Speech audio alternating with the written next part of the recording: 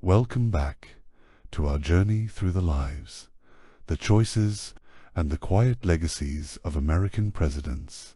Tonight, we return to the story where leadership meets stillness and history becomes a whisper. You've already heard that, beginning from Washington to Garfield, and now we gently continue from the Gilded Age to the modern day. So wherever you are, let your breath slow, let the world soften, and come with me as we continue this peaceful passage through the past.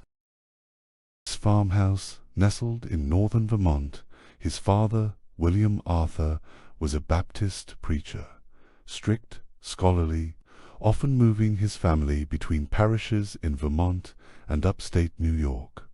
Chester was one of 9 children. The Arthur household was bustling, disciplined, but loving. He grew up with a strong sense of morality and an even stronger work ethic. Young Chester attended Union College in Schenectady, New York, where he studied the classics and sharpened the wit and charm that would later define him. Early career and legal life. After graduation, Arthur taught school and studied law in New York City. By the mid-1850s, he was a practicing attorney, clever, precise, and quietly ambitious. He rose through the political ranks of the Republican Party, gaining a reputation as a dependable insider, yet his personal life was soft, warm. In 1859, he married Ellen Herndon, a gentle, musically gifted woman from Virginia. Together, they had 3 children, though only 2 survived infancy. When Ellen passed away suddenly in 1880, Arthur was devastated. He kept her bedroom untouched and placed fresh flowers beside her portrait every single day. The path to the presidency. Arthur was appointed as collector of the Port of New York. In 1871, a powerful position in a city brimming with patronage and politics, but in 1880, fate intervened.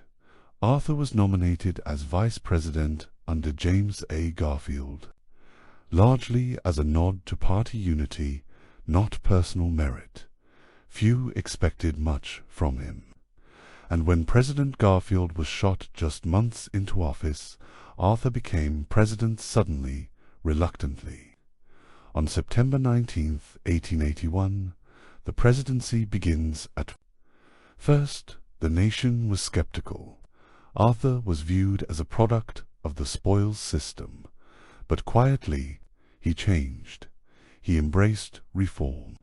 He signed the Pendleton Civil Service Act, creating a merit-based system for federal jobs. He modernized the Navy, renovated the White House, and carried himself with a surprising elegance. A man once seen as a political puppet had become his own man. Notable moments in office: he refused to cave to party bosses, even distancing himself from former allies. He vetoed excessive spending bills, promoted civil rights, and conducted himself with refinement and restraint. Yet, behind the scenes, he was battling illness. Bright's disease, a fatal kidney condition, was slowly claiming his strength. He kept it secret, continuing his duties quietly, gracefully. Final years and legacy. Arthur left the presidency in 1885. He did not seek re-election. He returned to New York City, a man transformed but weary. On November 18, 1886, Chester A. Arthur passed away in his home at the age of 57.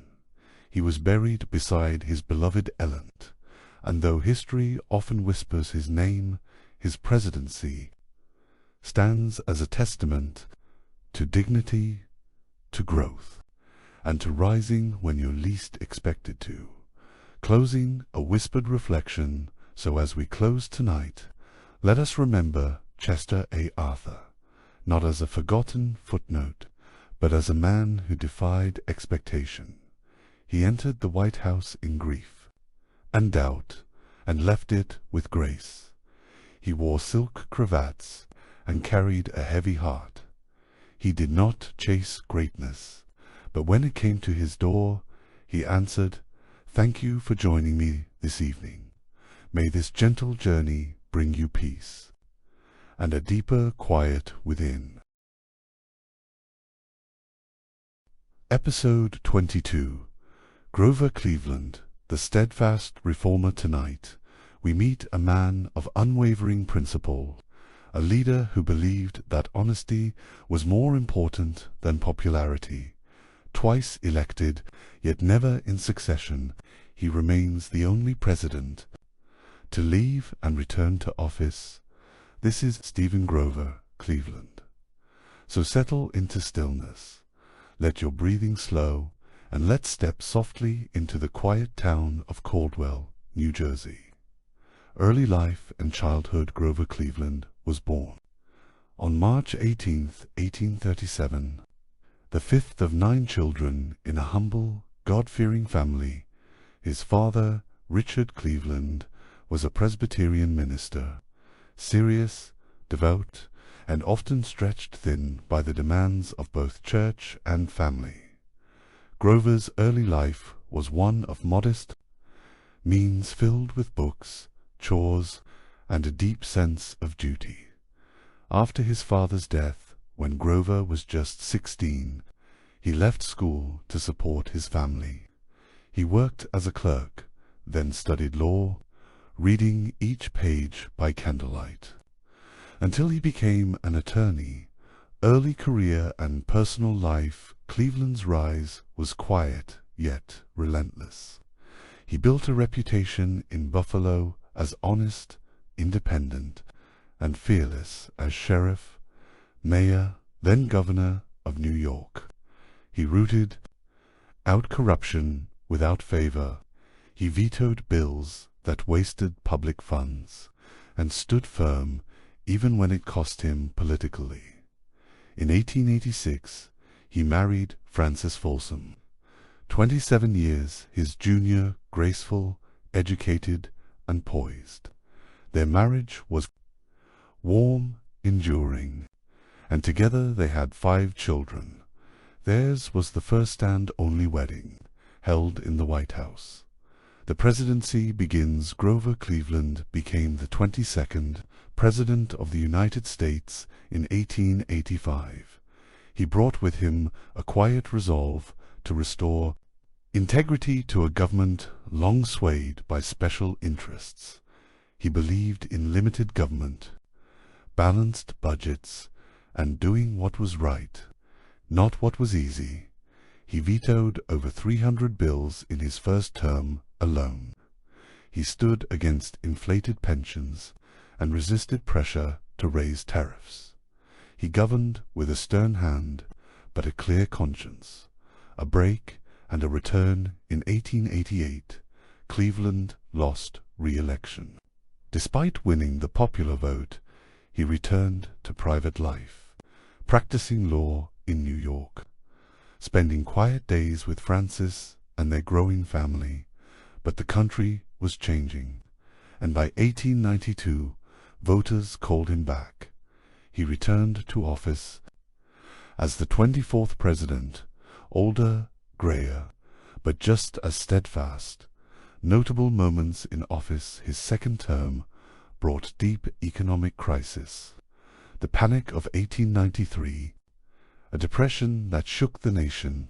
Cleveland held firm to the gold standard and made hard choices to stabilize the economy, but his unwillingness to compromise, even when politically costly, drew criticism from allies and enemies alike. He sent federal troops to break a railroad strike, a move that split the labor movement and tarnished his support. Yet still, he governed with the same unshaken integrity. Final years and legacy. Cleveland left office in 1897. He retired to Princeton, New Jersey, where he lived a quieter life among books and family. On June 24, 1908, Grover Cleveland died in his sleep. At the age of 71, his epitaph read simply, "I have tried so hard to do right." He was not a man of flash or grand speeches, but of conviction, of consistency, of quiet courage. And next we'll meet the man who defeated him in 1888, a president shaped by ancestry and defined by a single term. Join me next for episode 23. Benjamin Harrison, the heir of legacy.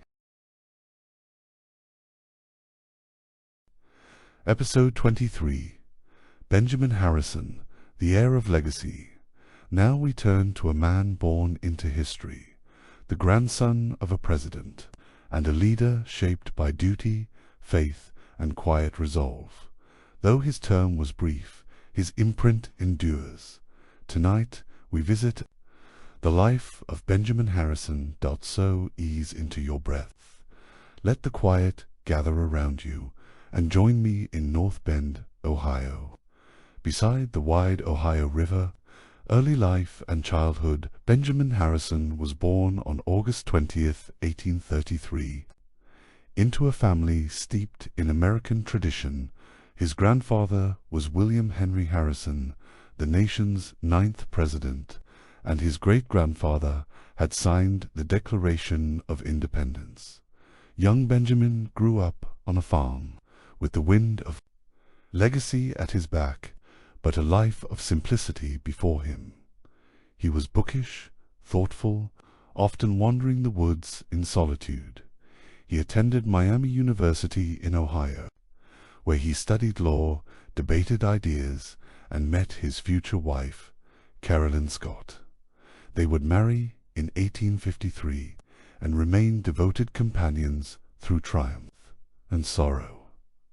Early career and military service. Harrison became a successful lawyer in Indianapolis.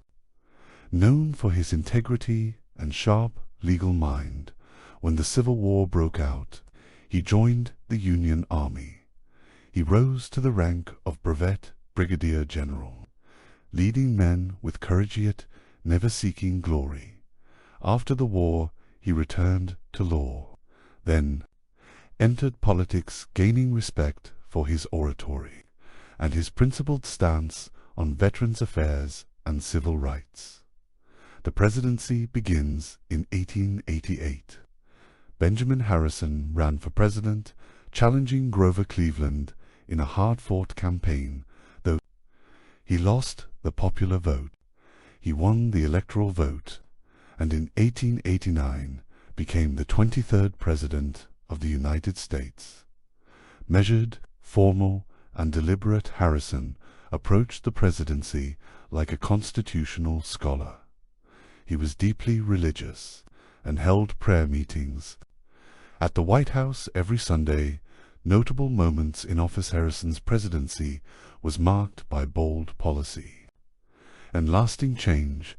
He supported the Sherman Antitrust Act, a first step in curbing monopolies. He championed civil rights protections, though many of his efforts were blocked by Congress.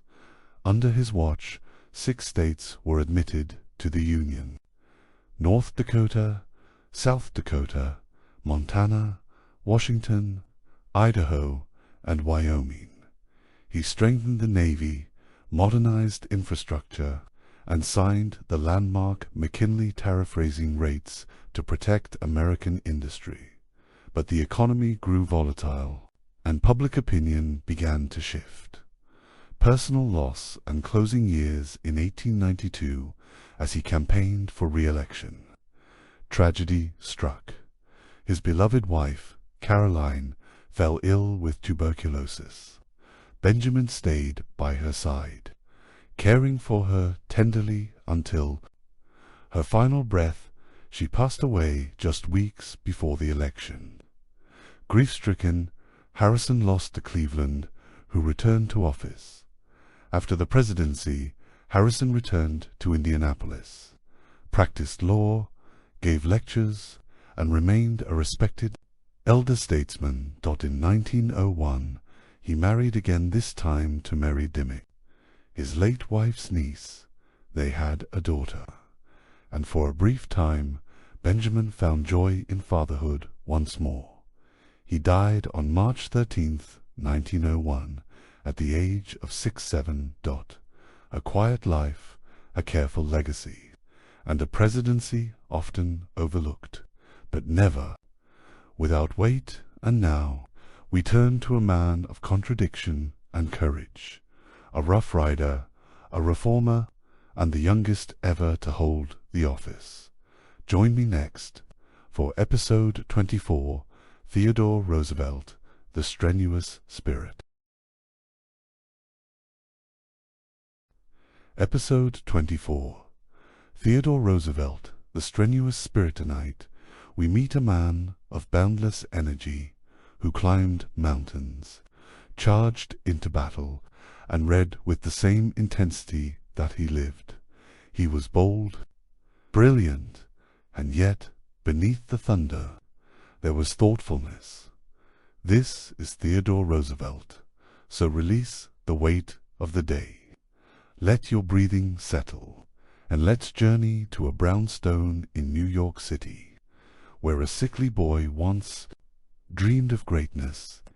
Early life in childhood. Theodore Roosevelt was born on October 27, 1858, to a wealthy family in Manhattan. As a child, he was frail, plagued by asthma, but he refused to let his body dictate his spirit.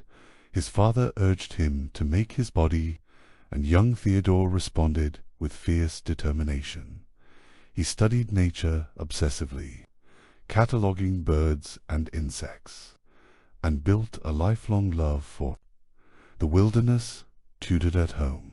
He later attended Harvard University, where he studied history, boxed competitively, and charmed with his sharp mind and sharper voice. Early career and personal life. Roosevelt married young to Alice Hathaway, Leah, serene, graceful woman he adored. But in 1884, tragedy struck. On the same day, he lost both his wife and his mother. He marked the diary page with a black X and the words, "The light has gone out of my life." In his grief, he fled to the Badlands of the Dakota Territory, where he lived among cowboys and storms, riding, ranching, and finding strength in the harsh, open silence. When he returned to public life, he remarried to Edith Caro, a childhood friend. Together, they raised 6 children, in a house full of books, noise, and laughter. The road to the presidency. Roosevelt entered politics with a fiery sense of purpose. He fought corruption in New York, then served as police commissioner and assistant secretary of the Navy. During the Spanish-American War, he formed the Rough Riders, a cavalry unit of volunteers. He led them up San Juan Hill and returned home a national hero. In 1898, he became governor of New York, and just 2 years later, vice president under William McKinley. But when McKinley was assassinated in 19... At just 42, Theodore Roosevelt became the youngest president in American history. Notable moments in office. Roosevelt governed with urgency, with intellect, and with boldness. He took on powerful monopolies, using the Sherman Antitrust Act. To break them apart, he protected over 230 million acres of public land, creating national parks, monuments, and forests. He mediated labor disputes, promoted consumer protections, and ensured that government could stand up to corporate might. His foreign policy was just as vigorous. "Speak softly and carry a big stick," he said. He helped build the Panama Canal, expanded American influence, and won the Nobel Peace Prize for brokering an end to the Russo-Japanese War. Later years and legacy: Roosevelt left office in 1909, respecting tradition, but he couldn't stay away. In 1912, frustrated with his successor, he ran again under the banner of the Progressive Bull Moose Party. Though he lost, he outpaced the sitting president, splitting the vote and handing victory to Woodrow Wilson. He spent his final years exploring, writing, and advocating for reform. He died quietly in his sleep on January 6, 1919. At the age of 60, his son said, "The old lion is dead, but the echo of his roar remains." And now we move from the roaring charge of Roosevelt to a quieter figure, reserved, thoughtful, and shaped by grief of his own. Join me next for episode 25, William Howard Taft, the Reluctant President.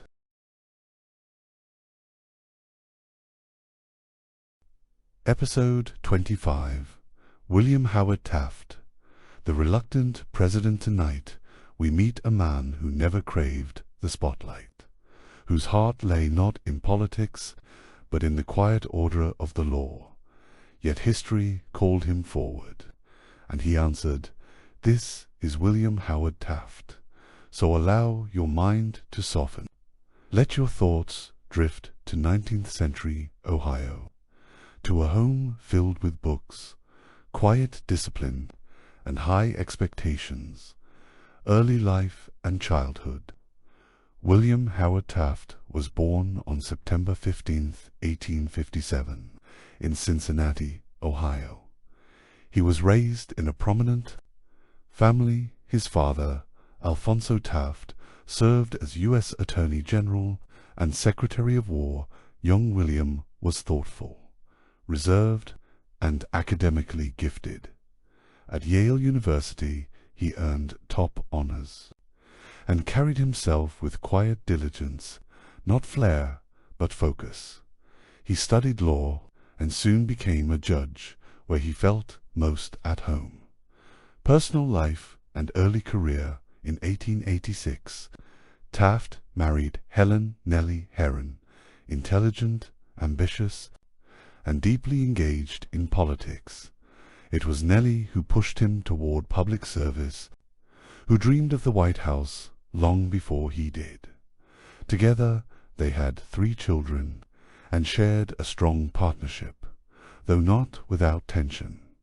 Taft rose quickly, becoming Solicitor General, then a federal judge, and in 1900 he was sent to the Philippines by President McKinley to serve as governor of the new U.S. territory.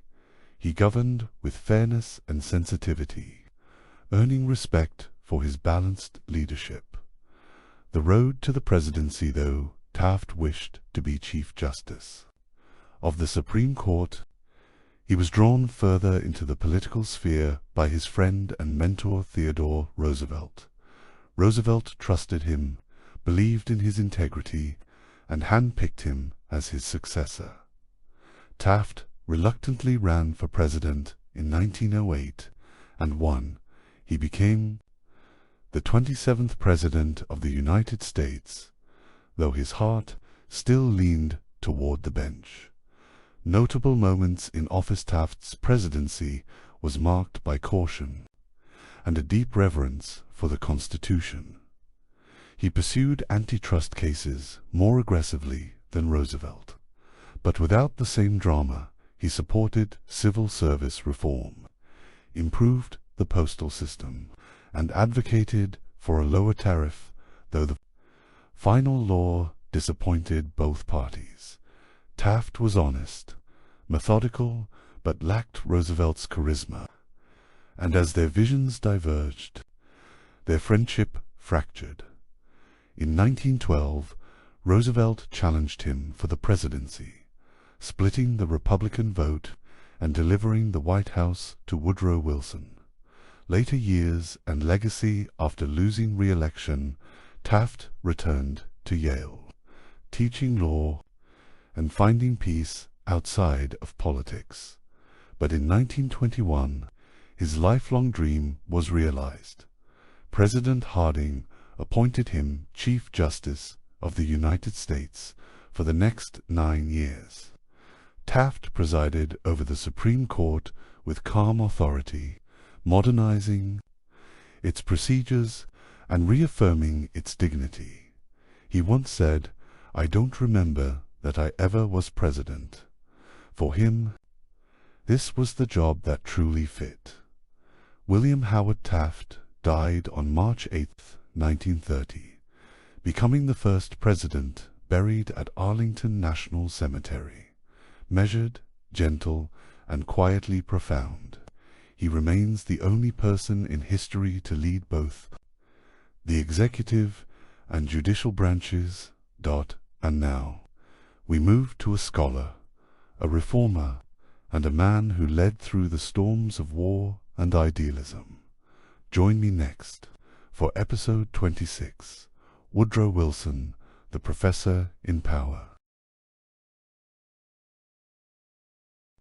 Episode 26, Woodrow Wilson, the Professor in Power. Tonight, we meet a man of vision, a thinker, a writer, and a president shaped more by ideas than instinct. He believed in moral leadership and sought to shape a world in its image. This is Woodrow Wilson. So let your breath slow.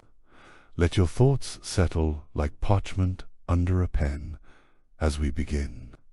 In Staunton, Virginia, where a quiet boy grew up in the shadow of war.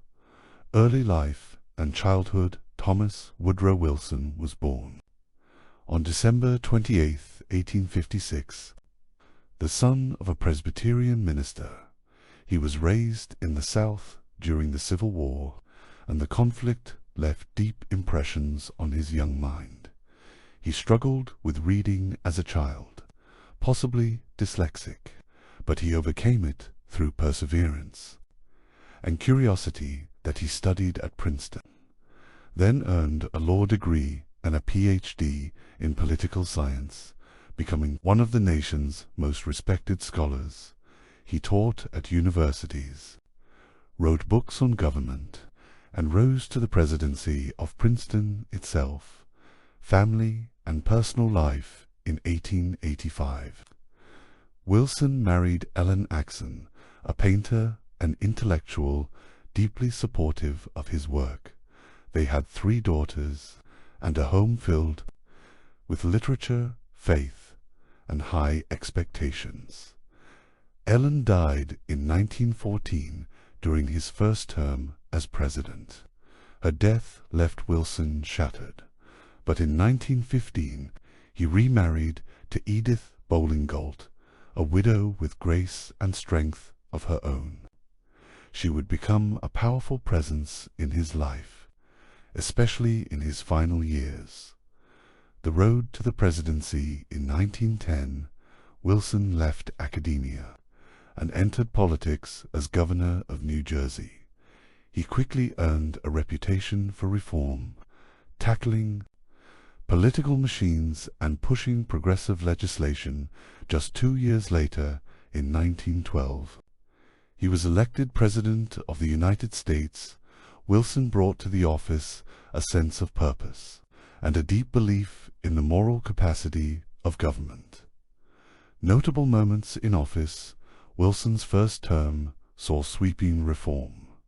He established the Federal Reserve, created the Federal Trade Commission, and signed laws protecting workers and restricting child labor. But in 1914, Europe plunged into war. Wilson kept the U.S. neutral, calling for peace, and too proud to fight. But as the conflict deepened and American ships were sunk, he changed course. In 1917, Wilson asked Congress to declare war on Germany, framing it as a fight to make the world safe for democracy. He led the nation through World War I, mobilizing industry, drafting soldiers, and uniting public opinion. When the war ended, he traveled to Paris and helped craft the Treaty of Versailles. His greatest hope was the League of Nations, a body to prevent future wars. But at home, opposition was fierce, and the U.S. Senate refused to join. Final Years and Legacy in 1919, while on a speaking tour to defend the treaty. Wilson suffered a massive stroke. He was left partially paralyzed, and much of his presidency was quietly managed by his wife. Edith, he never fully recovered, and in 1921 he left office. Physically and politically diminished, he died 3 years later, on February 3, 1924, at the age of 67. Woodrow Wilson remains a complex figure, a champion of global peace, yet a man whose record on race and civil liberties casts a long shadow, a president of paradox, who reshaped the modern world, with both vision and flaw. And now, we step forward to a president defined by calm steadiness, a man of few words and deep resolve. Join me next for episode 27, Warren G. Harding, The Return to Normalcy. Episode 27, Warren G. Harding, The Return to Normalcy. Tonight, we meet a man who promised calm after years of war, of fear and unrest. He offered the comfort of quiet order. He did not seek to transform the world, only to steady it. This is Warren G. Harding. So exhale the day's tension. Let the noise of the present melt into silence as we drift back to small-town Ohio, where a newspaper editor dreamed of national unity. Early life and childhood. Warren Gamaliel Harding was born on November 2, 1865. In Blooming Grove, Ohio, he was the eldest of 8 children, raised in a modest home filled with music, books, and hard work. His father was a doctor, his mother one of the first female licensed physicians in Ohio. Harding grew up with a love of language and eventually purchased a struggling local newspaper, turning it into a respected voice in Marion, Ohio. He married Florence Klingduelf in 1891, a determined, business-savvy woman who managed his finances and propelled his career. The road to the presidency. Harding served in the Ohio State Senate, then as lieutenant governor, and finally U.S. Senator. He was genial, approachable, and known more for his affability than his policies. In 1920, after the turmoil of World War I and a global pandemic, the nation longed for stability. Harding was nominated as a compromise candidate and campaigned from his front porch, promising a return to normalcy. He won in a landslide, becoming the 29th President of the United States. Notable moments in office. Harding's presidency focused on restoring peace and prosperity. He supported lower taxes, reduced government spending, and emphasized cooperation between business and government. Internationally, he hosted the Washington Naval Conference, where world powers agreed to limit naval armaments, a step toward global disarmament. But Harding's administration would become clouded in scandal. He appointed close friends to positions of power, some of whom betrayed his trust. The most infamous, the Teapot Dome scandal, involving secret deals and oil reserves. Though Harding was never directly implicated, he was weighed down by their consequences. Final Years and Legacy. In 1923, Harding embarked on a cross-country speaking tour, the first president to visit Alaska. But his health began to fail. He fell ill in San Francisco and died suddenly. On August 2, 1923, at the age of 57, the nation mourned. His warmth had made him well-liked. Even as questions lingered, Warren G. Harding remains an enigmatic figure, a man of goodwill, undone by misplaced trust. And now we turn to the man who quietly stepped into his place, steady, silent, and deeply principled. Join me next for episode 28, Calvin Coolidge, the Silent Sentinel.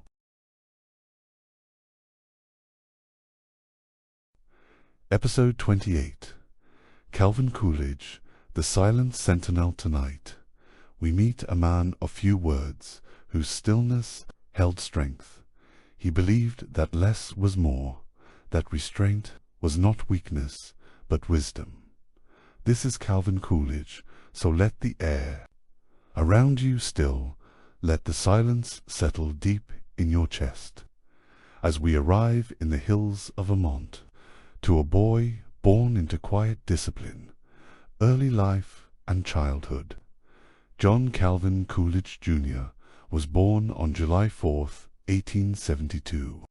In the small town of Plymouth Notch, Vermont, he was the only president so far born on Independence Day.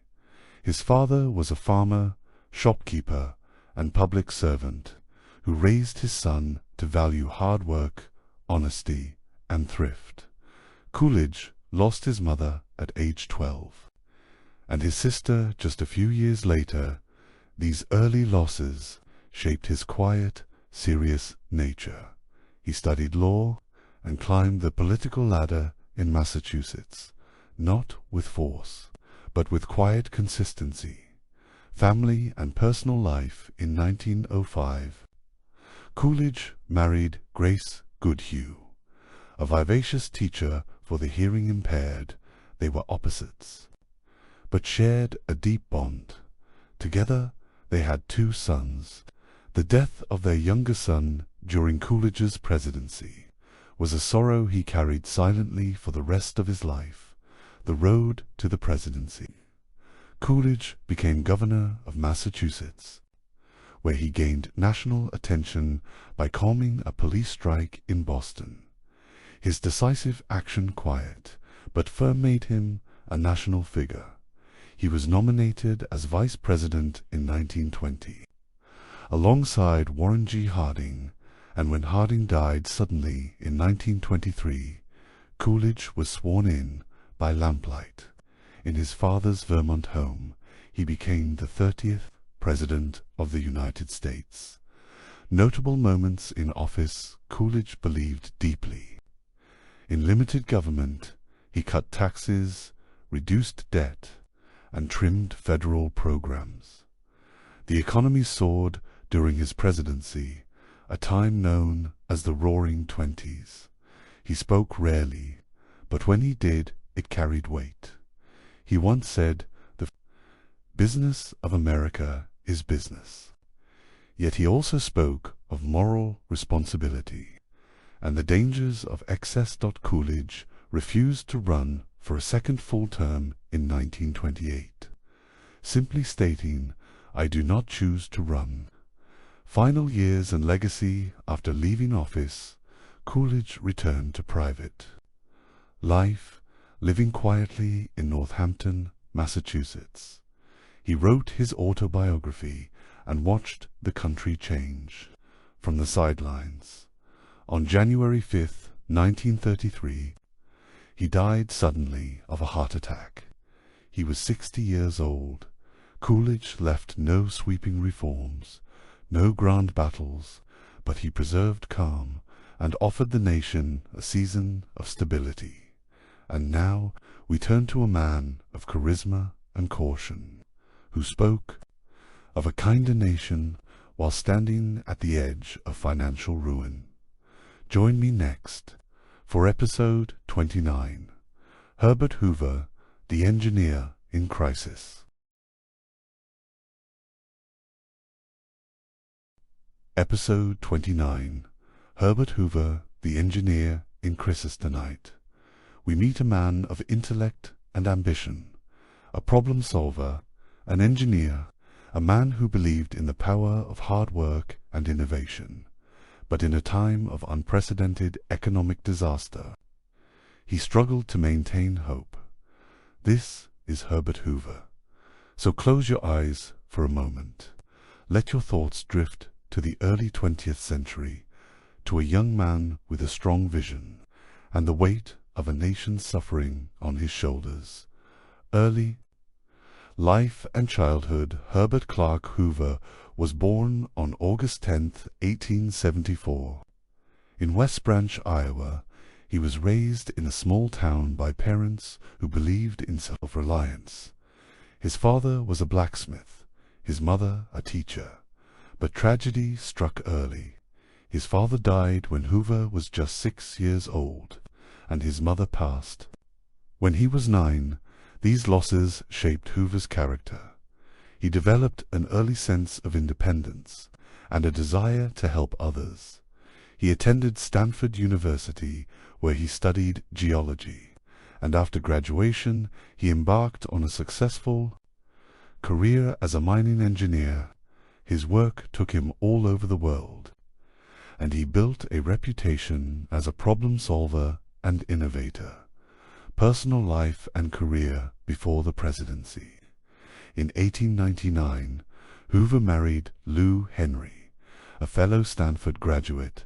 She was his confidant, his equal. Together, they traveled the world. Hoover's expertise in engineering led him to a successful career in business. By the 1920s, he was one of the wealthiest men in America. But he never sought the spotlight. Instead, he focused on humanitarian work, using his skills to manage disaster relief efforts. During World War I, he became known as a man who could organize, fix, and restore. In 1921, President Harding appointed him Secretary of Commerce, and he worked tirelessly to expand American industries and improve efficiency. The road to the presidency. In 1928, Hoover was elected President of the United States. He ran on a platform of prosperity and progress, promising to continue the nation's economic success. At the time, the economy was booming. The stock market was at an all-time high, and Hoover was seen as the man who could carry the country to even greater heights. The Great Depression. But just months into Hoover's presidency, disaster struck. The stock market crashed in 1929, and the Great Depression was born. The world's economy collapsed, and millions of Americans were left unemployed, homeless, and hungry. Hoover's faith in self-reliance and individual initiative led him to pursue voluntary programs to help Americans. But the scale of the crisis required more than he had imagined. As the Depression deepened, Hoover's policies were criticized as too little, too late. The American public, struggling in ways they never had before, began to lose faith in his leadership, and in 1932, Hoover lost his bid for re-election to Franklin D. Roosevelt. Final years and legacy. After leaving office, Hoover remained active in public life, writing books, advising presidents, and continuing his work on international relief efforts. He died on October 20th, 1964, at the age of 90. Herbert Hoover is often remembered for his inability to fully address the Great Depression. Yet, his career as an engineer and humanitarian leaves a legacy of dedication to problem-solving and service. Though he faced one of the greatest challenges in American history, Hoover's determination never wavered, even when his ideals could not undo the crisis that defined his presidency. And now we step forward to the man who would take a radically different approach to that same crisis. A man of optimism, boldness, and revolution in leadership. Join me next for episode 30, Franklin D. Roosevelt, the architect of the New Deal. Episode 30, Franklin D. Roosevelt, the architect of the New Deal. Tonight, we meet a man who spoke to a nation in despair and told them that the only thing they had to fear was fear itself. He was bold, calm under pressure, and willing to reshape the very foundation of government. This is Franklin Delano Roosevelt, so settle in. Feel the tension of crisis melt away as we drift into the 1930s, a time of breadlines and broken banks, and a leader who dared to act. Early life and childhood. Franklin D. Roosevelt was born on January 30th, 1882, in Hyde Park, New York. He was the only child of a wealthy family, raised with privilege, tutors, and travel. His cousin, Theodore Roosevelt, would become his political idol. Franklin attended Harvard, then Columbia Law School. Though he never finished his degree. In 1905, he married Eleanor Roosevelt, his fifth cousin once removed. Their partnership was complex, but deeply influential.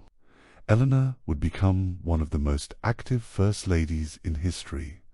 Early political career and personal trials. Roosevelt began his political journey as a New York State Senator, later serving as Assistant Secretary of the Navy during World War I. But in 1921, at just 39 years old, he was struck by polio. The illness left him paralyzed from the waist down, a devastating blow to a rising political star. Yet Roosevelt refused to surrender. He worked relentlessly to regain strength and re-emerged onto the national stage. He became governor of New York in 1929, where he developed social welfare programs that would serve as the blueprint for what was to come.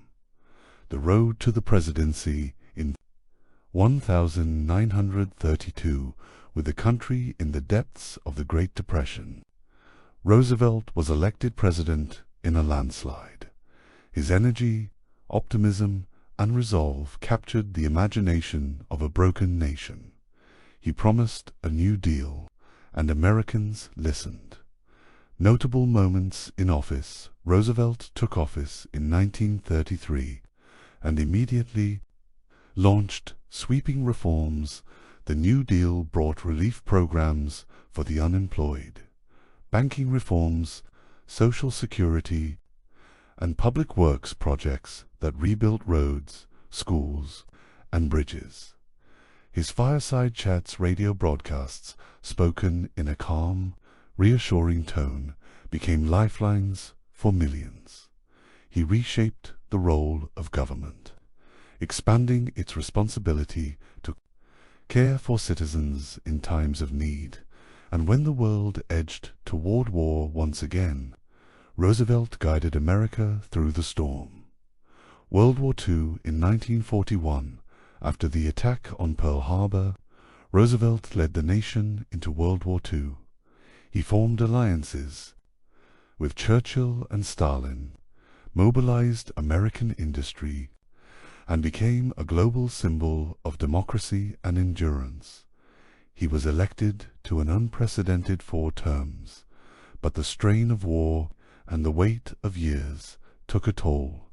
Final years and legacy. On April 12, 1945, while at his retreat in Warm Springs, Georgia, Franklin D. Roosevelt died of a cerebral hemorrhage. He was 63 years old.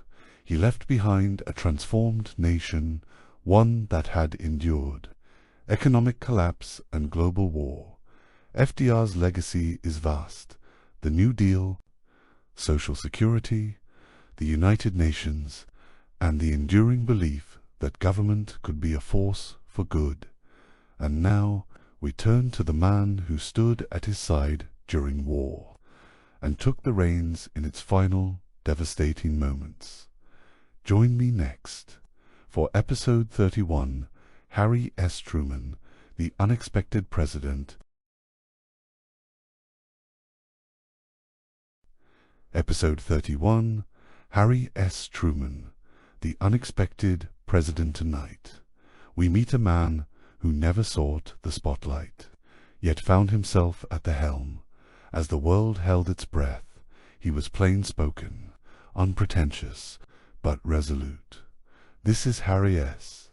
Truman.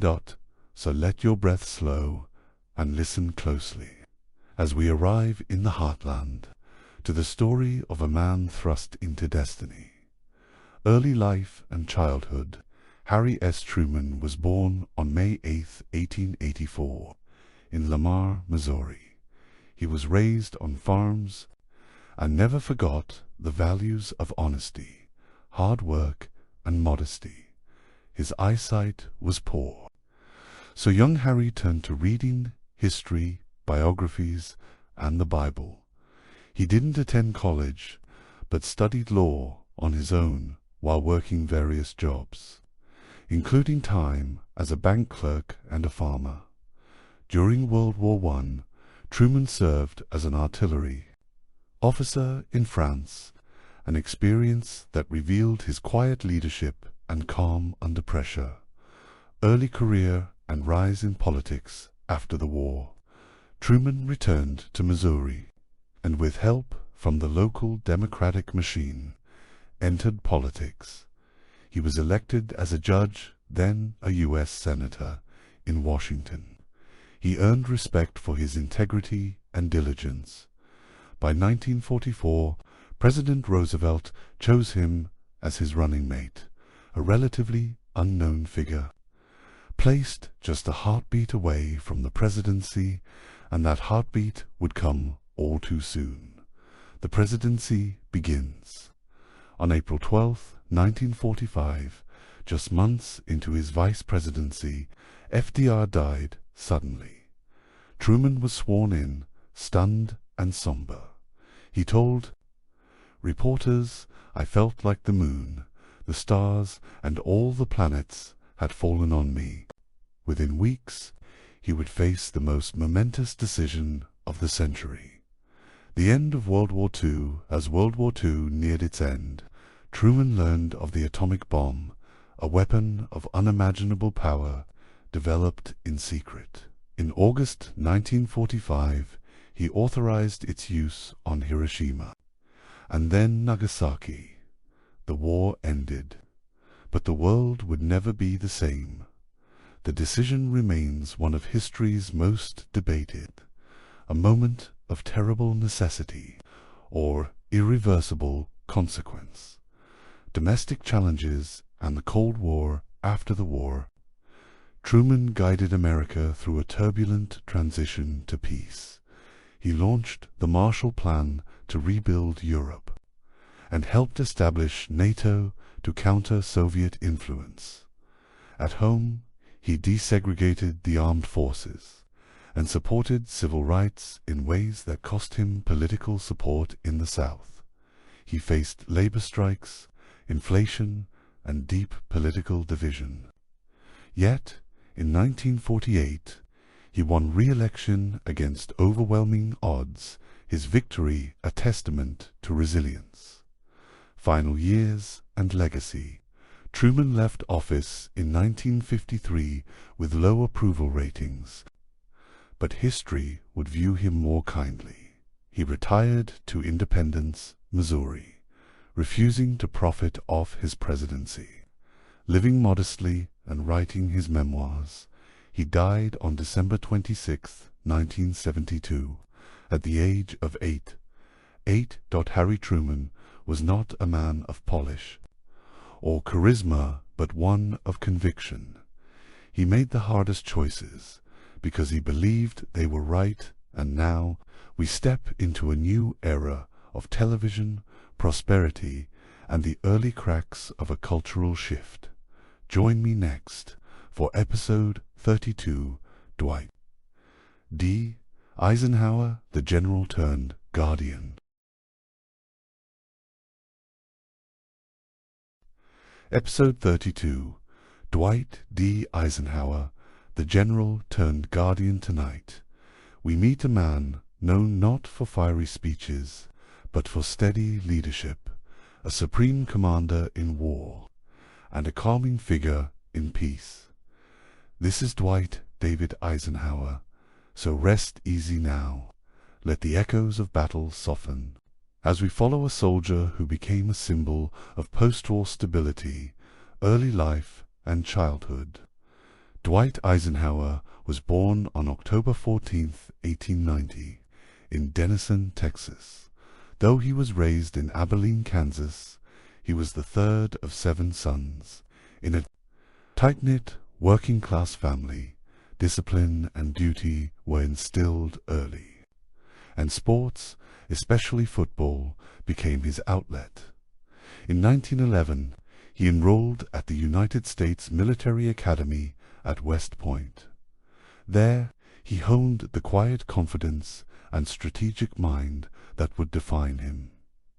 Military career and World War II. Eisenhower's military career spanned decades, but it was World War II that made him a household name. In 1944, he became Supreme Commander of Allied forces in Europe, orchestrating Operation Overlord, the D-Day invasion of Normandy. It was one of the most complex military operations in history, and Eisenhower managed it with clarity, composure, and resolve. Victory in Europe followed in 1945, and Ike became a national hero. The road to the presidency after the war.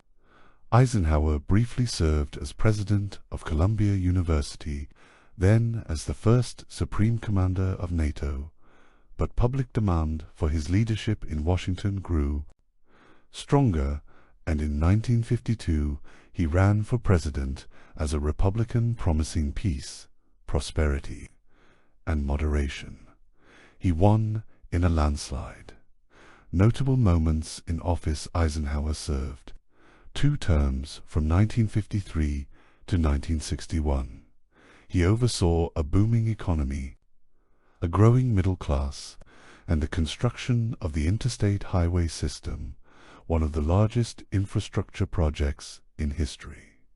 He ended the Korean War, maintained a cautious balance during the early Cold War, and warned against the growing military-industrial complex. In his farewell address, though often reserved, he led with quiet strength.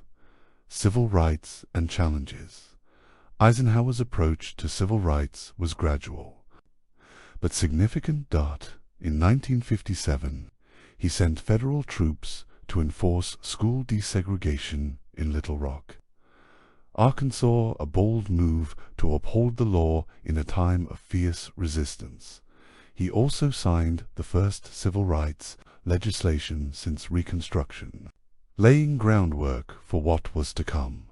Final years and legacy: Eisenhower retired to Gettysburg, Pennsylvania, where he enjoyed painting, golf, and time with family. He died on March 28, 1969, at the age of 78. Ike was remembered not for drama or charisma, but for dignity, prudence, and enduring calm. A man who led the free world with the quiet confidence of someone who had already seen the worst and still believed in the best. And next, we meet a younger, more restless figure, a war hero turned cultural icon, who ushered in a new generation with idealism and eloquence. Join me next for episode 33, John F. Kennedy, the Torchbearer. Episode 33, John F. Kennedy, the Torchbearer. Tonight, we meet a man whose voice lifted a generation, who asked not what his country could do for him, but what he could do for his country. He was charming, brilliant, and burdened with the weight of promise. This is John Fitzgerald Kennedy, so breathe deeply. Let the flicker of idealism warm your thoughts as we journey into the early 1960s, a brief, shining moment in American memory. Early life and childhood. John F. Kennedy was born on May 29, 1917. In Brookline, Massachusetts, he was the second of 9 children in a wealthy, ambitious Irish Catholic family. His father, Joseph Kennedy, had political dreams for his sons, and young Jack, though often ill, stood out for his wit and resilience. He attended Harvard University, where he wrote a thesis on British foreign policy that became a best-selling book. Military service and political rise during World War II. Kennedy served in the Navy, commanding a patrol boat in the South Pacific, when his vessel was struck and sunk by a Japanese destroyer. Kennedy led his surviving crew to safety, swimming for hours, even towing an injured man with a life vest strap clenched in his teeth. His bravery earned him the Navy and Marine Corps Medal. After the war, Kennedy entered politics, first as a congressman, then a U.S. Senator from Massachusetts. In 1960, at just 43 years old, he ran for president, defeating Richard Nixon. In one of the closest elections in U.S. history, he was the youngest man ever elected to the presidency, and the first Catholic. Notable moments in office. Kennedy's presidency was filled with bold vision and intense challenges. He launched the Peace Corps, promoted space exploration, vowing to land a man on the moon before the decade's end. But his leadership was quickly tested. The failed Bay of Pigs invasion in Cuba. Then the Cuban Missile Crisis. 13 days in October 1962, when the world stood on the brink of nuclear war, Kennedy chose diplomacy over destruction, and a deal was struck to withdraw Soviet missiles from Cuba. It was perhaps his finest hour. A moment of restraint, resolve, and reason. Civil rights and challenges. Kennedy was cautious on civil rights at first, but the rising tide of protest demanded attention. By 1963, he proposed sweeping civil rights legislation, declaring that race had no place in American life or law. His words gave hope and laid the foundation for reforms that would come after him. Final days and legacy. On November 22, 1963, while riding in a motorcade through Dallas, Texas, John F. Kennedy was assassinated. He was 46 years old. The nation was stunned. The world shaken. His death became one of the most haunting moments in modern American history. Yet his legacy endured. He inspired a generation to serve, to imagine, and to dream. He left behind a vision of possibility, and the enduring image of youth, ambition, and courage under pressure. And now we look to the man who took the oath amidst heartbreak, a seasoned politician with a southern drawl who would carry forward a fallen president's mission.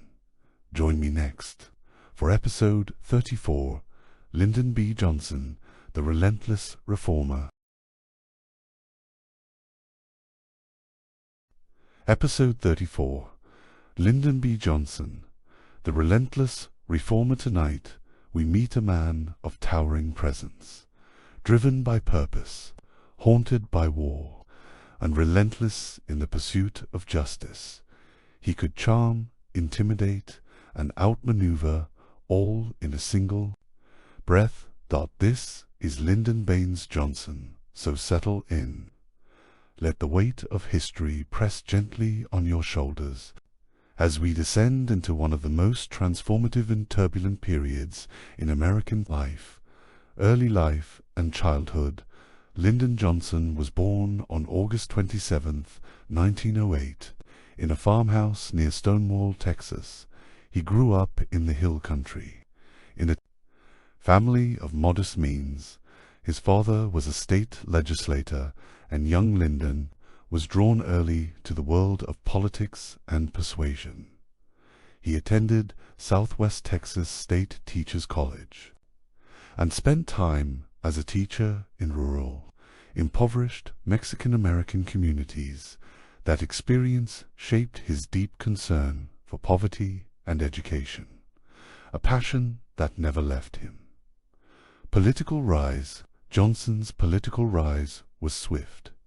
He served in the House of Representatives, then in the Senate, where he became Majority Leader, a master of procedure and pressure. By 1960, he was chosen as John F. Kennedy's running mate, balancing the ticket with his Southern roots and legislative know-how. When Kennedy was assassinated in 1963, Johnson took the oath on Air Force One beside a grieving Jacqueline Kennedy. The transition was sudden, but Johnson wasted no time stepping into power. The Great Society. Lyndon Johnson launched an ambitious domestic agenda, known as the Great Society. He declared a war on poverty and passed landmark laws to expand education, healthcare, and housing. He created Medicare and Medicaid, launched Head Start and food stamp programs, and championed the arts and public broadcasting. His vision was expansive, a government that didn't just govern, but uplifted. Civil rights leadership. Johnson's legacy would be defined by civil rights. In 1964, he signed the Civil Rights Act, outlawing segregation in public places and banning employment discrimination. A year later, he signed the Voting Rights Act, ensuring access to the ballot for millions of African Americans in the South. He did this knowing it would cost his party, the South, for a generation, but he believed it was right. Vietnam and turmoil. Yet the war in Vietnam cast a long, dark shadow. What began as a limited engagement escalated into a full-scale conflict. As U.S. troop numbers grew, so did casualties and public protests. The nation became bitterly divided. Johnson, worn down by war and political backlash, made a stunning decision in 1968. He announced he would not seek re-election. Final years and legacy. Lyndon Johnson retired to his Texas ranch, his health failing, his spirit marked by the weight of office. He died on January 22, 1973. At the age of 64, he left behind a nation forever changed. No president since.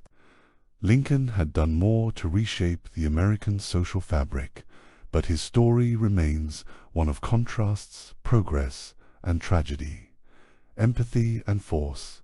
And now, we turn to a man who promised to restore order, but whose downfall would reshape the meaning of trust in government.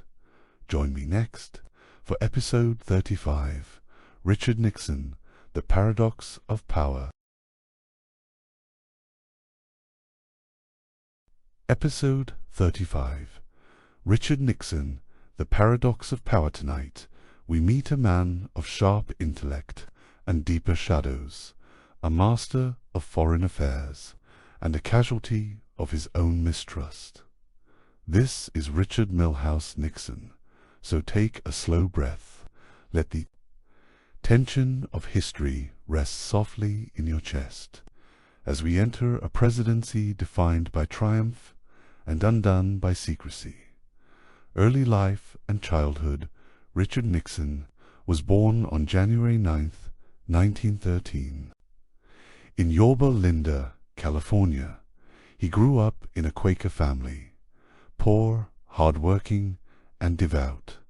Two of his brothers died young, and the hardship forged in him a relentless drive to succeed. He attended Whittier College, then Duke Law School, always pushing past the limitations of his circumstances, military service, and early political career during World War II. Nixon served in the Navy, stationed in the Pacific, managing logistics after the war. He launched a political career in earnest. He gained national attention as a fierce anti-communist congressman, then as a U.S. Senator from California. In 1952, he was chosen as Dwight Eisenhower's running mate, and served 8 years as vice president. But in 1960, he lost the presidency to John F. Kennedy, a narrow and painful defeat. 2 years later, he lost the California governor's race, and famously told the press, "You won't have Nixon," to kick around any more. But Nixon's story wasn't over. The presidency begins in 1968. Nixon returned resilient and refocused.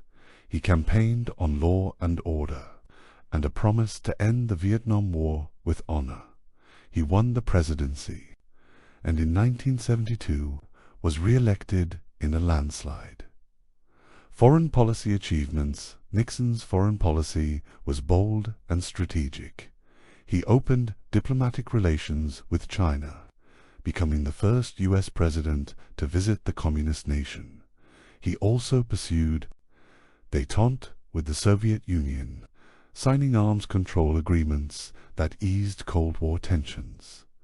In Vietnam, he gradually withdrew American troops, while expanding bombing in neighboring countries, a decision that stirred controversy. By 1973, a peace agreement was signed, but the scars of war lingered.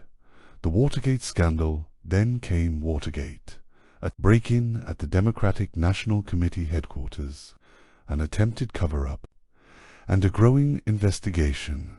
Tapes recorded in the Oval Office revealed Nixon's involvement and shattered public trust. As impeachment loomed, Nixon made a historic choice. On August 8, 1974, he became the first U.S. president to resign. Final years and legacy. Nixon left the White House in shame, but gradually returned to public life as an elder statesman. He wrote books, traveled abroad, and offered counsel on foreign affairs. He died on April 22, 1994, at the age of 81. Nixon remains one of the most complex figures in American history. Brilliant, strategic, but undone by secrecy and suspicion. And now we meet the man who stepped into the breach, a steady hand, tasked with healing a wounded nation. Join me next for episode 36, Gerald Ford, the Accidental President. Episode 36, Gerald Ford, the Accidental President. Tonight, we meet a man who never sought the presidency, but who accepted its burdens with calm resolve. He brought dignity to a shaken White House, and offered the nation a much-needed breath. This is Gerald Rudolph Ford, so close your eyes if you'd like. Let go of the tension of scandal and secrecy, and step gently into an era of healing. Early life and childhood. Gerald Ford was born on July 14, 1913, in Omaha, Nebraska, originally named Leslie Lynch King, Jr. He was renamed after his stepfather, a paint salesman from Grand Rapids, Michigan. Ford grew up in a modest household, where integrity, sportsmanship, and hard work were deeply valued. He excelled in football and attended the University of Michigan on an athletic scholarship. Later, he studied law at Yale and served in the U.S. Navy during World War II. Political career. After the war, Ford entered politics. He was elected to Congress in 1948 and served for 25 years, rising to become House Minority Leader. Known for his honesty, decency, and bipartisan approach, Ford was respected by colleagues on both sides of the aisle. In 1973, he was appointed vice president after Spiro Agnew resigned in disgrace. That, and just 1 year later, in the shadow of Watergate, Ford became the 38th President of the United States. He was the first person to hold the office without being elected president or vice president. Presidency and challenges. Ford stepped into power during the constitutional crisis. His first major act, a full pardon of Richard Nixon. It was deeply controversial and cost him politically. But Ford believed it was necessary to help the nation move on. He faced high inflation, a stagnant economy, and the aftershocks of the Vietnam War. He also survived 2 assassination attempts, both within a single month in 1975. Through it all, Ford remained calm, candid, and grounded. Final years and legacy. In 1976, he lost a close election to Jimmy Carter. After leaving office, Ford returned to private life, enjoying golf, writing, and occasional public speaking. He received the Presidential Medal of Freedom in 1999. Ford passed away on December 26, 2006. At the age of 93. He was remembered not for ambition, but for character, a man who stepped into the storm and gave the nation a moment to catch its breath. And now we meet a peanut farmer from Georgia, a man of deep faith and unshakable principle. Join me next for episode 37, Jimmy Carter, the Compassionate Reformer. Episode 37, Jimmy Carter, the Compassionate Reformer. Tonight, we meet a man of deep moral conviction, a president shaped not by ambition, but by faith, discipline, and a relentless desire to do good. This is James Earl Carter Jr. So allow yourself to slow, let the world grow still, as we travel to rural Georgia and the life of a man who sought to lead with heart. Early life and childhood. Jimmy Carter was born on October 1st, 1924, in Plains, Georgia. He grew up during the Great Depression on a peanut farm in a segregated South. His father was a businessman, his mother a nurse with a strong sense of duty and equality. Young Jimmy was bookish and thoughtful, drawn to science, service, and scripture. He attended the U.S. Naval Academy and began a promising career as a naval officer. But when his father died in 1953, he returned to Plains to take over the family farm. Political rise. Carter entered politics in the 1960s, serving in the Georgia State Senate. He ran for governor unsuccessfully, then won in 1970, surprising many. As governor, he called for an end to racial segregation and promoted reforms in education and government transparency. In 1976, amid the shadow of Watergate, Jimmy Carter ran for president as a Washington outsider. He promised honesty, compassion, and a government as good as its people.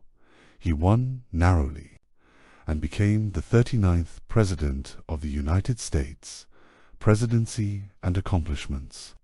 Carter's time in office was marked by complexity. He prioritized human rights in foreign policy, cut deals to return the Panama Canal to Panama, and brokered the historic Camp David Accords, a peace agreement between Egypt and Israel. Domestically, he championed environmental conservation, established the Department of Energy, and promoted alternative energy during an oil crisis. But he faced deep economic trouble, inflation, high interest rates, and a nationwide energy shortage. The Iran hostage crisis in 1979, the U.S. Embassy in Tehran was stormed, and 52 Americans were taken hostage by Iranian revolutionaries. Carter's efforts to free them were cautious, and a failed rescue attempt worsened public frustration. The hostages remained in captivity for 444 days, released only on the day Carter left office. The crisis overshadowed many of his achievements and contributed to his defeat in 1980. Final years and legacy. After leaving the presidency, Carter began what many consider his most impactful work. He founded the Carter Center, focusing on global health, democracy, and peacekeeping. He built homes with Habitat for Humanity, monitored elections around the world, and became a symbol of service after power. In 2002, he received the Nobel Peace Prize. Jimmy Carter has lived a long, purposeful life, defined not by political triumph, but by quiet, enduring commitment to others. And next, we enter a new era, a Hollywood star with a powerful message of optimism and renewal. Join me next for episode 38, Ronald Reagan, the Great Communicator. Episode 38, Ronald Reagan, the Great Communicator. Tonight, we meet a man who moved from the silver screen to the highest office in the land.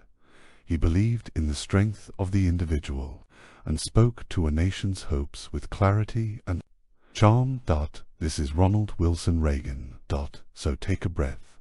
Let your thoughts drift westward to California skies and the rise of a man who mastered both performance and politics. Early life and childhood. Ronald Reagan was born on February 6, 1911, in Tampico, Illinois. His early life was modest. His father, a traveling shoe salesman, struggled with alcoholism, while his mother instilled in him a sense of faith and compassion. He was nicknamed Dutch and developed a love for storytelling and sports. Reagan attended Eureka College, majoring in economics and sociology, and excelling in debate and acting. Acting career and political shift. After graduation, he became a radio sportscaster, then moved to Hollywood in the 1930s. He starred in over 50 films, often playing the role of the wholesome American hero. During World War II, he served in the Army Air Forces, producing training films for troops. Originally a Democrat, Reagan gradually shifted right, disillusioned by what he saw as government overreach. By the 1960s, he had become a passionate conservative. Governor of California in 1966, Reagan was elected governor of California. He served 2 terms, cutting budgets, challenging student protests, and gaining a national profile. By 1980, he was the Republican nominee for president. He campaigned with a simple message: government is not the solution to our problem. Government is the problem. And he won, defeating Jimmy Carter in a landslide. Presidency and policies. Reagan's presidency began with a promise of renewal. He implemented sweeping tax cuts, deregulated industries, and increased military spending.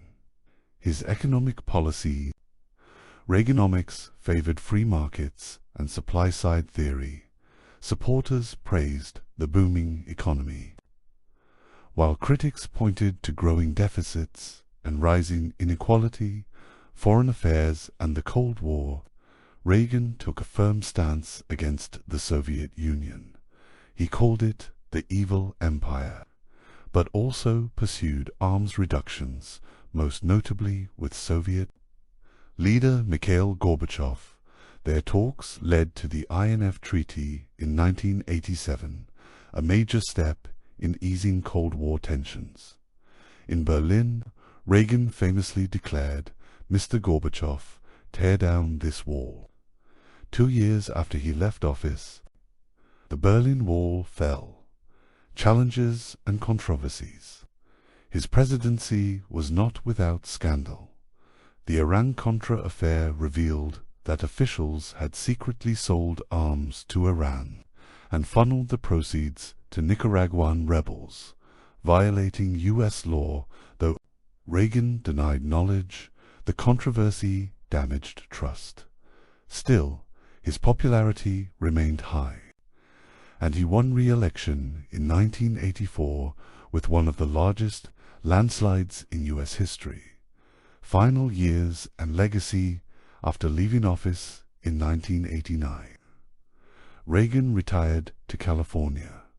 In 1994, he publicly disclosed that he had been diagnosed with Alzheimer's disease and gradually withdrew from public life.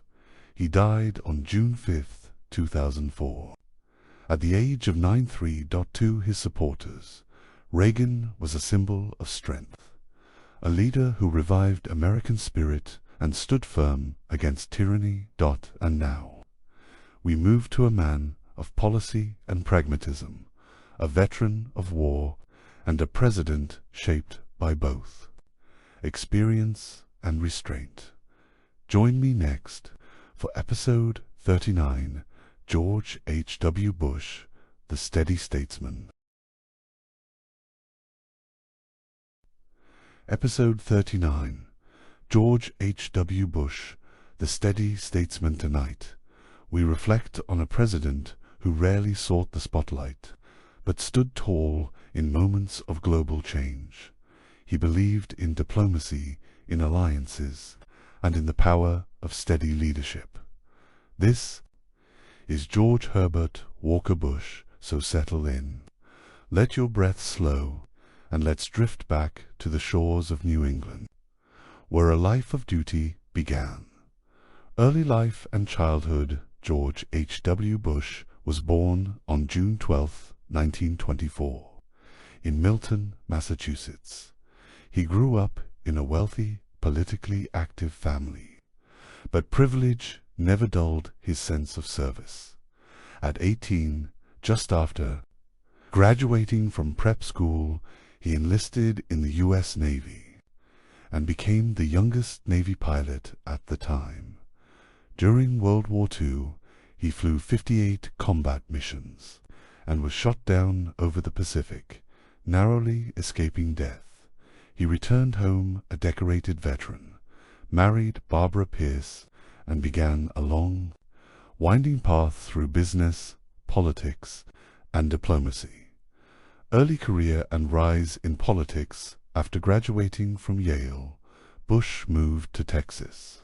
Working in the oil business before turning to public service, he served in Congress, became ambassador to the United Nations, then led the CIADOT. By the late 1970s, he had become a well-known Republican figure. He ran for president in 1980, but lost the nomination to Ronald Reagan. Still, Reagan chose him as his running mate, and Bush served as vice president for 8 years. In 1988, he ran for the presidency once more. This time, he won. Presidency and foreign policy. Bush became the 41st President of the United States in 1989. Just as the world was undergoing dramatic change, the Berlin Wall fell. The Soviet Union dissolved. The Cold War quietly ended. Bush managed these shifts with calm, deliberate diplomacy. When Iraq invaded Kuwait in 1990, he built a global coalition and launched Operation Desert Storm, driving Saddam Hussein's forces out without occupying the country. It was seen as a swift and decisive victory. Domestic policy and challenges at home. Bush faced economic recession and rising concern over deficits. He famously broke a key campaign promise: "Read my lips, no new taxes." When faced with mounting debt, he compromised raising taxes in a bipartisan deal that hurt him politically, but helped restore fiscal discipline. His popularity after the Gulf War soared, but faded by the time of the 1992 election. He lost to a young governor from Arkansas. Bill Clinton. Final years and legacy. After leaving office, Bush focused on humanitarian work, often partnering with his former rival, Clinton. Their friendship became a symbol of unity after division. Bush saw his son, George W. Bush, elected president in 2000, becoming the second father-son presidential duo in U.S. history. He died on November 30th, 2018, at the age of 94, a man of honor, loyalty, and quiet grace. George H.W. Bush remains a model of service above self. And now we meet that very son, a president shaped by crisis and defined by resolve. Join me next for episode 40, George W. Bush, the Resolute Leader. Episode 40, George W. Bush, the Resolute Leader. Tonight, we meet a man whose presidency was defined by profound tragedy and bold decisions. A leader whose sense of duty was unshakable in the face of crisis. This is George Walker Bush. So take a breath, close your eyes, and let your mind drift back to the early 2000s, where the world changed forever in the blink of an eye. Early life and childhood. George W. Bush was born on July 6, 1946. In New Haven, Connecticut, the eldest son of George H. W. Bush and Barbara Bush, he grew up in a family steeped in politics and public service. But despite his family's prominence, George W. charted his own course, attending Yale University, then Harvard Business School, where he earned an MBA, a rare achievement for a presidential candidate.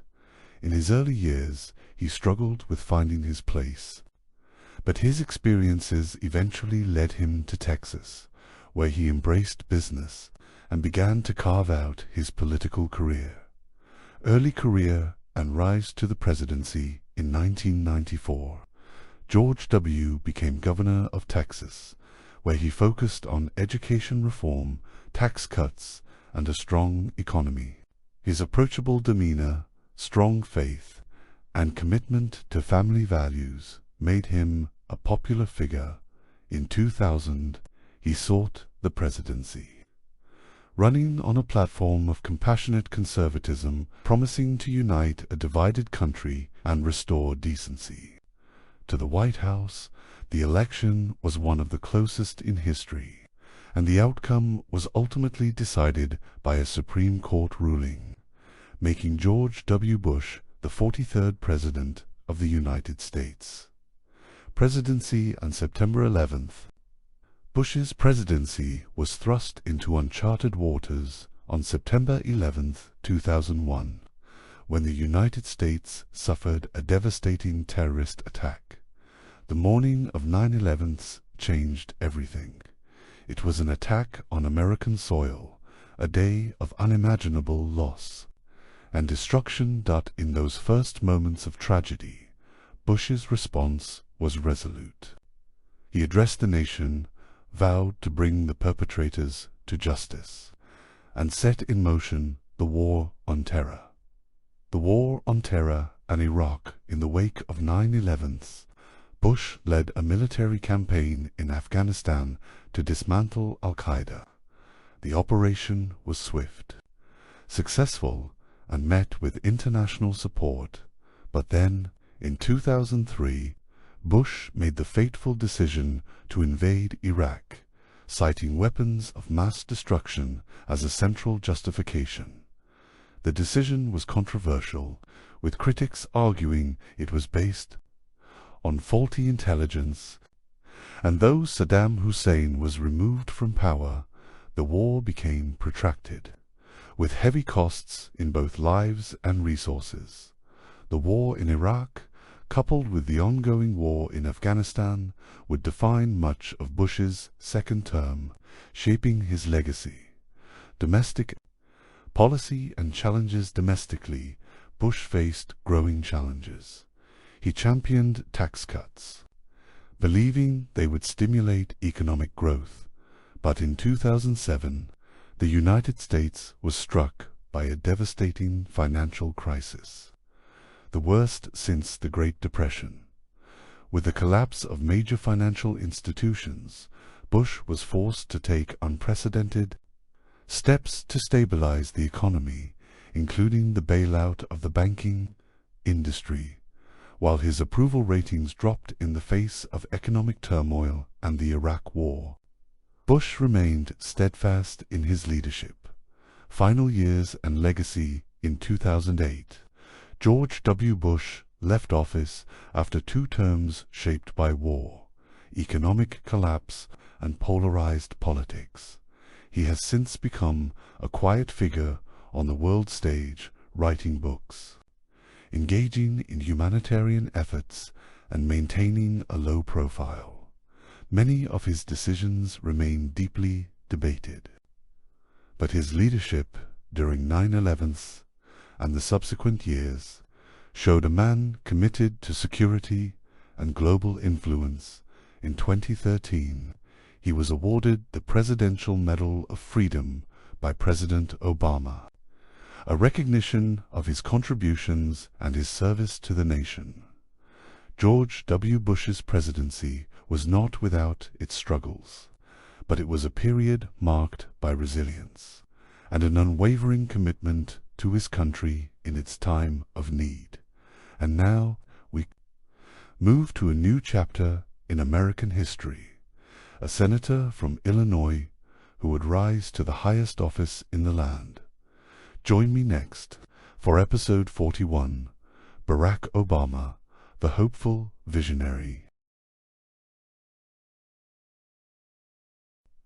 Episode 41, Barack Obama, the hopeful visionary. Tonight, we meet a man who brought optimism and a promise of change to a divided nation.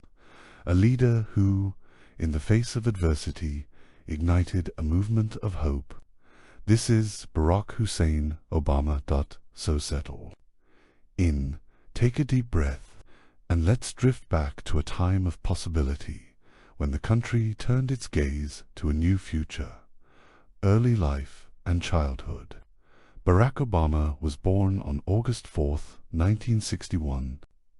In Honolulu, Hawaii, he was the son of a Kenyan father, Barack Obama Sr., and an American mother, Stanley Ann Dunham, raised in a diverse, multicultural environment. Obama often spoke of how his identity as a biracial individual shaped his worldview. His early years were filled with struggles, with his parents separated when he was young and his father living far away in Africa. Yet, his mother, who was a fiercely independent and intellectual woman, instilled in him a deep love for learning. Obama moved to Los Angeles to attend Occidental College and later transferred to Columbia University in New York after graduation. He moved to Chicago, where he worked as a community organizer and began to make his mark in local politics. Political rise and the 2004 Democratic Convention in 1996, Obama was elected to the Illinois State Senate, where he gained a reputation for working across party lines.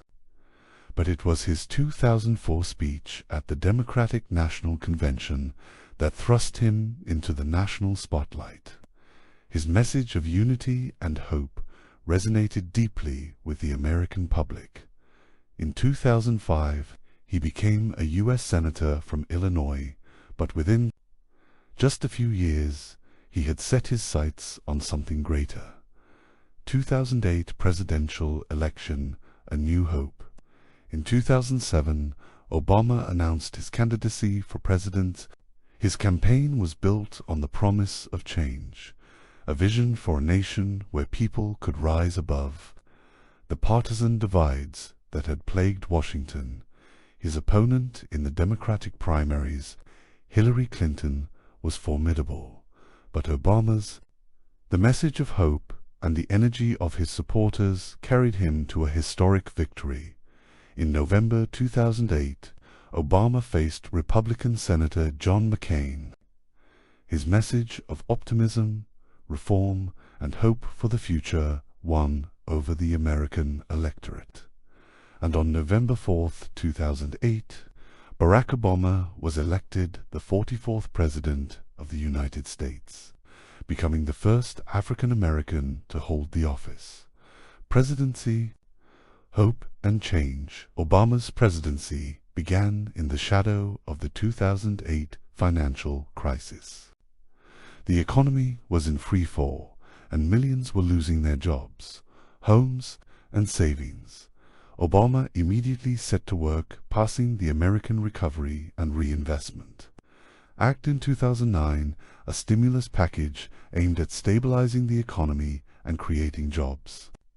He also implemented sweeping reforms in healthcare, culminating in the Affordable Care Act, often referred to as Obamacare, which aimed to expand health insurance to millions of uninsured Americans. His foreign policy included the withdrawal of American troops from Iraq and the killing of al-Qaeda leader Osama bin Laden in 2011, a significant moment in the war on terror. Challenges and controversies despite the early successes. Obama faced intense opposition from the Republican Party, particularly over his healthcare reforms and fiscal policies. The rise of the Tea Party movement and partisan gridlock in Congress made it difficult to push through his agenda. In 2010, Republicans gained control of the House of Representatives, but Obama pressed on, finding ways to pass important legislation. Despite the political climate, his second term saw increasing focus on issues such as climate change, marriage equality, and criminal justice reform. He also worked to rebuild relations with Cuba, leading to the historic reopening of diplomatic ties in 2015. Final years and legacy after 8 years in office. Obama left the White House in January 2017 with a mixed legacy of accomplishments and challenges. He was hailed for his poise, intelligence, and ability to inspire. In his final years, Obama focused on leadership in global humanitarian efforts, and his post-presidency has been marked by advocacy on issues such as voting rights, education, and climate change. Barack Obama remains one of the most influential figures in contemporary American politics, a symbol of progress, change, and the potential for unity in a time of division.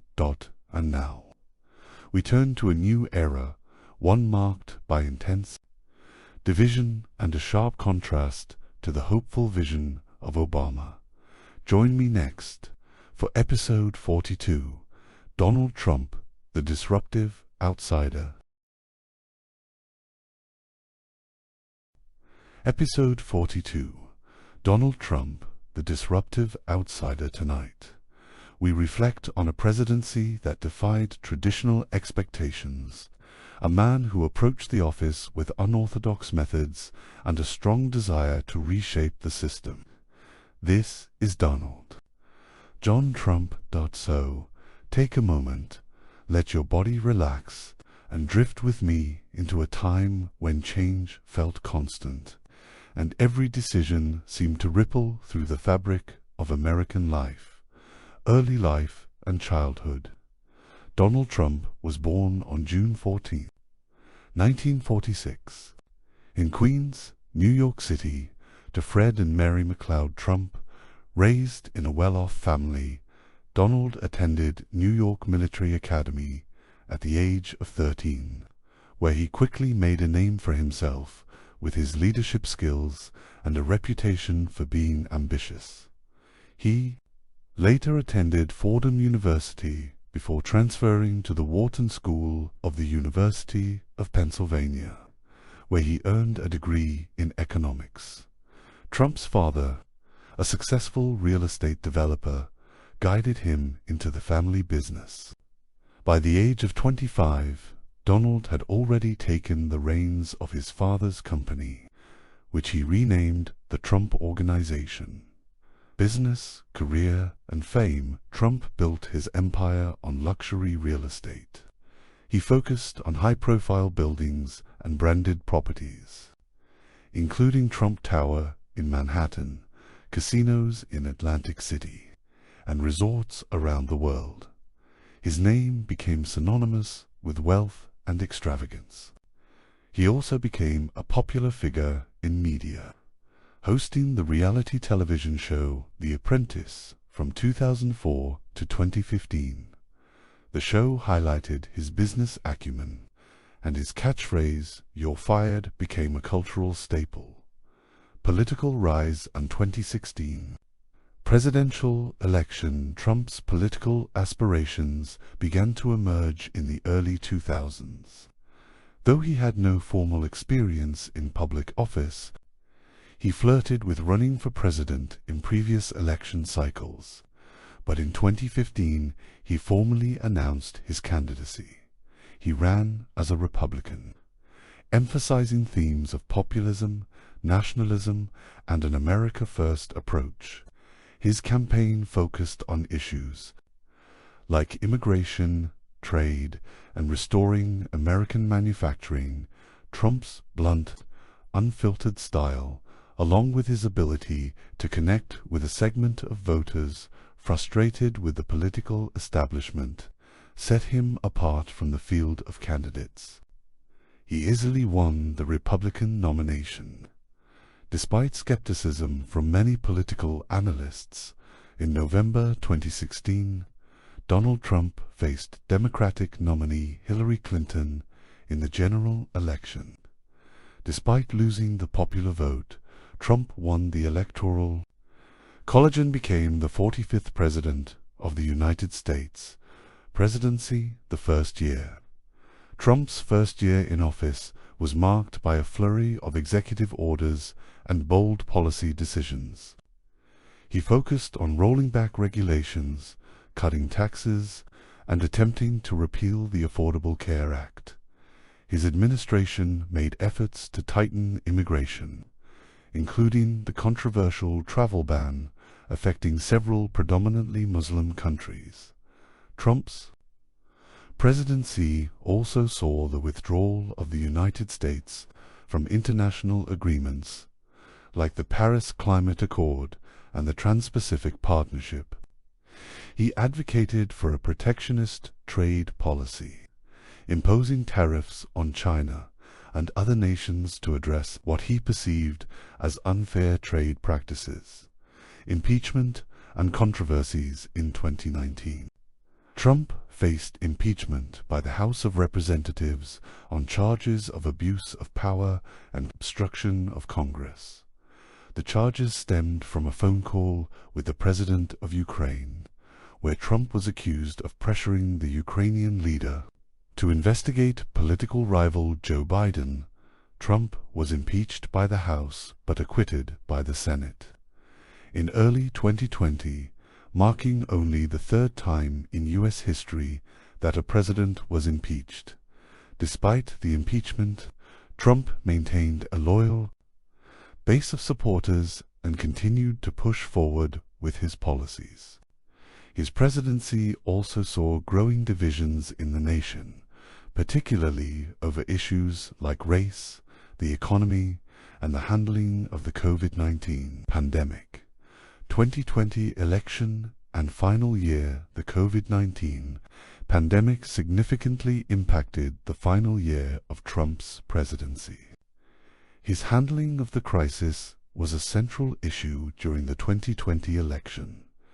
The United States faced widespread illness, death, and economic downturn as the government enacted various measures to slow the spread of the virus.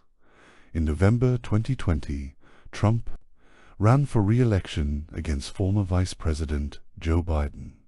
After a contentious campaign, Biden won the election, leading to widespread disputes about the integrity of the results. Trump and his supporters contended that the election was stolen, though no significant evidence of fraud was found. On January 6, 2021, a mob of Trump supporters stormed the U.S. Capitol in an attempt to overturn the election results. This event led to a second impeachment for Trump, who was charged with incitement of insurrection. He was again acquitted by the Senate. Legacy and post-presidency, Trump left office on January 20, 2021, but remained a significant figure in American politics, continuing to influence the Republican Party. His presidency left a lasting impact on American politics, with ongoing debates about his policies, leadership style, and the events surrounding his time in office.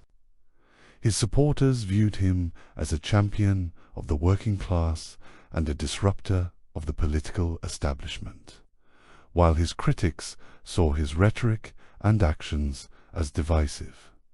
Since leaving office, Trump has remained active in political circles, holding rallies, endorsing candidates, and continuing to voice his opinions on social media platforms. And now we look ahead to a new chapter in history, one that promises to reshape the nation's trajectory once again. Join me next for episode 43. Joe Biden, the steady hand in times of crisis. Episode 43. Joe Biden, the steady hand in times of crisis. Tonight, we meet a leader with decades of experience in public service, a man whose presidency began in the shadow of a pandemic and a divided nation. This is Joseph Robinette Biden. Jr. So settle in, relax your body, and let your thoughts gently drift toward the present, as we explore the life and leadership of Joe Biden, early life and childhood. Joe Biden was born on November 20th, 1942, in Scranton, Pennsylvania, to Catherine Eugenia Jean Biden and Joseph R. Biden Sr. He grew up in a working-class family. Moving to Delaware at a young age, Biden's childhood was shaped by his father's struggles to find steady work and his mother's determination to keep the family together. Despite facing challenges, Biden was known for his strong will and resilience. He attended the University of Delaware, where he studied history and political science, before going on to Syracuse University College of Law, where he earned his law degree, early career, and entry into politics after law school. Biden worked as an attorney and then entered the world of politics, running for New Castle County Council in 1970, where he quickly gained attention. In 1972, Biden made his first run for U.S. Senate at the age of 29. He faced long odds, but his determination and message resonated with voters, and he won. Sadly, just a few weeks after his victory, tragedy struck. Biden's wife, Nelia, and their one-year-old daughter, Naomi, were killed in a car accident. Biden's life was marked by loss, but he rose above it and in the years that followed, he built a reputation as a dedicated and empathetic public servant. Senate career and leadership. Biden served in the Senate for 36 years, representing Delaware. During this time, he became known for his work on foreign relations, criminal justice reform, and his leadership on issues of civil rights. He was also a key figure in the Senate Judiciary Committee, where he helped shape major legislation, including the Violence Against Women Act in 1994. Biden's reputation as a moderate Democrat with a focus on bipartisanship helped him navigate the complexities of Capitol Hill. In 2008, after a long and successful career in the Senate, Biden was selected as the running mate for Democratic presidential candidate Barack Obama. Vice presidency under Barack Obama in 2008. Biden became Vice President of the United States, a role he would hold for 8 years, serving with President Barack Obama. As Vice President, Biden played a significant role in the administration's foreign policy and domestic initiatives. He was involved in critical decisions such as the response to the 2008 financial crisis, the passing of the Affordable Care Act, and the mission that led to the killing of Osama bin Laden in 2011. His ability to connect with people across the political spectrum, along with his down-to-earth demeanor and empathy, made him a trusted advisor to President Obama. 2020 presidential election and inauguration after stepping down from the vice presidency in 2017. Biden entered the 2020 presidential race. The country was deeply divided, and a global pandemic was reshaping everyday life. Biden campaigned on a message of unity, healing, and restoring the soul of the nation. His platform focused on expanding healthcare access, addressing climate change, and ending the COVID-19 pandemic. In November 2020, Biden defeated incumbent President Donald Trump in a contentious election.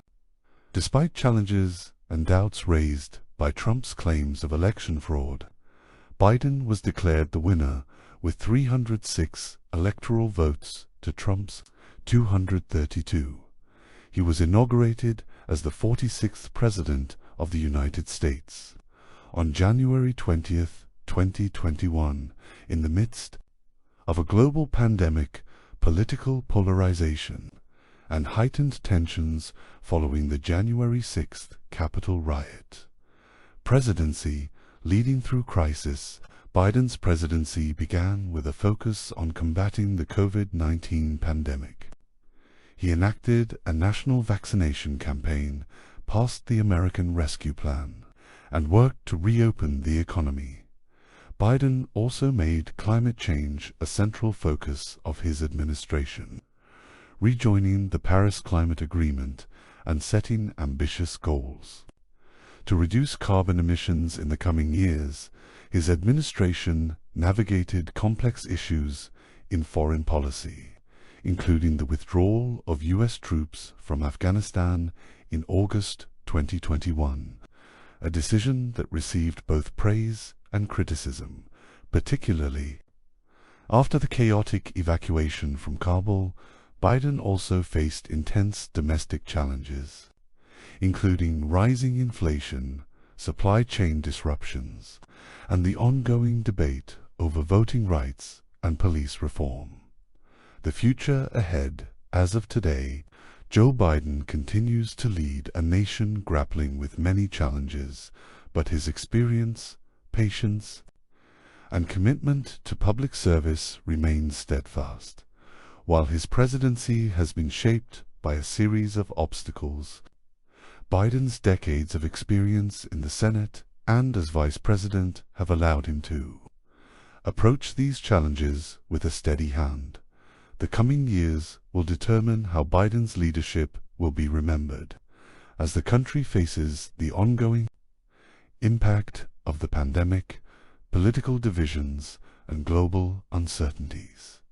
And now we move to the next chapter in American history, a moment when the nation looks to the future, guided by its current leadership.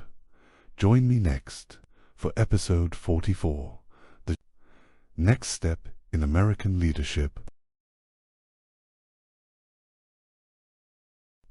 Episode 44, The Future of American Leadership. Tonight, we step forward into a new chapter that is still unfolding before us. The trajectory of the United States is shaped not only by the leaders of today, but by the collective will of the people, and the challenges they face together. This is the future of American leadership. Take a moment, relax your body, and breathe in the possibilities that lie ahead. The story is still being written, and every step forward carries with it the weight of history and the hope for what's to come. Shifting political landscape. The political landscape of the United States is always changing, and the years following the presidency of Joe Biden are no different. The next chapters will be marked by new voices, new movements, and evolving ideals. The country continues to grapple with issues of inequality, climate change, healthcare, and national security. Each new leader, whether in the White House, the halls of Congress, or in local communities, will help to define the direction of the nation, challenges and opportunities ahead. The future of America will be shaped by its ability to address the issues that matter most to its people. Climate change will require urgent action, as natural disasters become more frequent and the demand for sustainable solutions increases. Healthcare will remain a crucial concern, with discussions on reforming the system to ensure that all citizens have access to the care they need. The economy will face both obstacles and opportunities, as the workforce continues to adapt to new technologies and global interconnectivity. Internationally, the U.S. will face challenges in maintaining its role as a leader on the world stage. The rise of new global powers and changing geopolitical dynamics will require careful diplomacy and strategic alliances, a nation's evolution. As we look ahead, we see a country in constant evolution. The voices of youth and diverse communities are becoming more prominent, shaping the conversations around identity, rights, and justice. The struggles for equality, whether through racial, gender, or economic justice, will continue to be at the forefront of American life. As America moves forward, it will need to find ways to unify, heal divisions, and live up to its ideals of democracy, liberty, and equality. The power of collective action in the years to come. The true strength of the nation may not rest solely in its elected leaders, but in the collective action of its people. Grassroots movements, protests, and advocacy will continue to play a vital role in shaping policy and ensuring that the government remains accountable to its citizens. The future of America is not a single story, but a collection of countless stories. Each individual, community, and organization will contribute to the ongoing narrative, an unwritten future, and so we reach the present moment where the future of American leadership continues to unfold, an ever-changing tapestry woven by the actions of today. As we move forward, it's important to remember that history is not only made in the halls of government, but in the hearts and minds of those who live in this great nation. The journey is far from over, and with each passing day, new challenges will emerge. But so too will new solutions, innovations, and opportunities for growth. conclusion, as we come to the end of this journey, we've traveled through centuries of leadership, challenge, and transformation. From the founding of the nation to the present day, the American presidency has been a reflection of the country's evolving values, struggles, and triumphs.